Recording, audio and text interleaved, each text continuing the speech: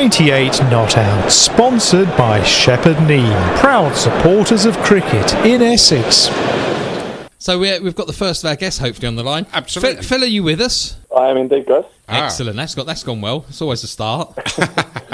Just to let our listeners know, I mean, obviously, we should be underway now with both club cricket and county and first class and all the rest of it. And it's hitting everyone, as we were saying just before we went to the music, that it's hitting people in different ways.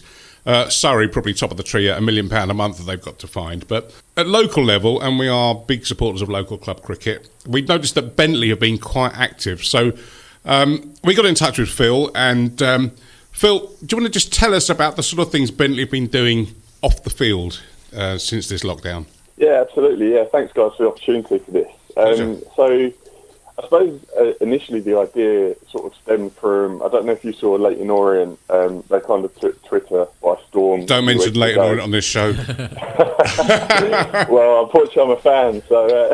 The Orient Hour will be back when the football comes back. But yeah, I don't know if you saw on Twitter, they kind of took it by storm with the FIFA tournament that I think they managed to get around about 130 clubs across the world taking part in it. And again, that was all to raise money. I think there were 3 charities involved there, and it was something that I know a lot of football fans, whether you're a Leyton Orient fan or not, but just a lot of football fans were able to sort of something to look forward to, something to focus their attention on, because like you guys have mentioned, the lockdown is taking its toll on a lot of sports people from all levels, from that top class level right down to the grassroots. I mean, just looking around the room now, I've got my cricket bat next to me that I've been practicing air shots with for the last 3 or 4 weeks. It's getting to that stage. So the idea that one of the guys, actually my brother it was, that sort of came up with for Bentley themselves to try and arrange a similar sort of thing, maybe not quite on the scale that Orient did their work on, but so the idea kind of stemmed from that, and we took a good game cricket captain. I'm sure you guys have probably heard of it and played at some stage as well. And basically, on one of the older versions of cricket captain, you can change the players' names. So you can change Kevin Peterson to your own name, etc., and you can effectively fill whatever team you wanted to from that 2013 game and change the names to whoever you wanted. Mm-hmm. So we approached all of the clubs in the Premier Division of the V Rippon. Some guys that we've played against quite a bit over recent years, and some teams that are new into the division as well. And the uptake, I mean, I was really surprised at the uptake, to be quite honest. I thought we'd may have 5 or 6 teams that were interested in taking part. But it turns out that all 10 teams that are in that division, including Bentley ourselves, were really keen to take part. So what we've done is we've asked them to submit a team. We've then put that team into Cricket Captain, and effectively also generated an entire season's worth of fixtures. So we've followed the fixture card like it would have been this year, and we've changed the players' names to the clubs that have submitted their squads. And we so from the start of May, we're going to be releasing the scorecards and the results. Probably every couple of days, every 3 days, because we don't know how long we're going to be in this situation for. So again, it's just that club cricket, trying to get everyone to sort of stick together, and again give people that thing to have a laugh about in their team group chats on social media. But if people want to follow the progress of this, is there somewhere where they can visit a page or a website or something? Yeah, absolutely. So all of the results and everything that we've done so far is going through the Bentley Cricket Club social media.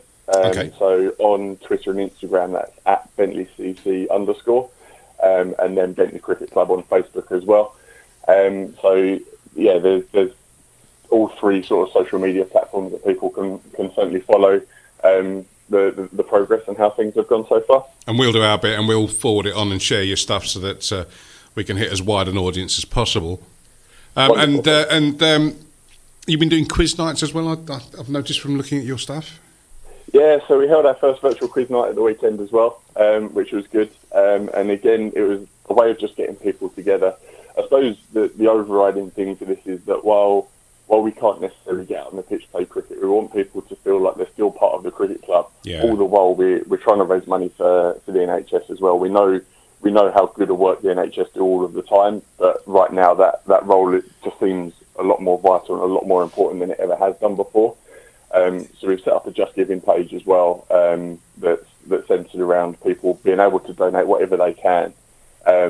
And currently we're up to £1,200 on that at the moment, which well done. is absolutely excellent. Phenomenal and far more than we could have ever thought we'd have got to out of this. What's the link if they go to Just Giving? Have you got the address or? Yeah, so it's justgiving.com/fundraising/V Rippon Championship. So anyone And can just again- donate to that, regardless of whether they're taking part, whatever. If you just want to get behind this cause, just go there and chuck a few quid. Absolutely. I mean, we'd be more than grateful for everyone that can donate, however much or however little they can. Is everything makes a difference in the current climate, I suppose. Paul, as a club, Phil.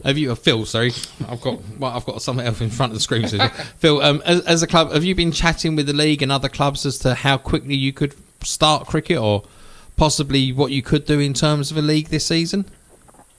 It's really difficult. We haven't necessarily had any official communication yet from the league as to what that looks like. I think because of just the level of how unknown everything is at the moment, I think it's really hard for a lot of leagues and clubs to try and put something in place that could quite easily change and quite quickly change.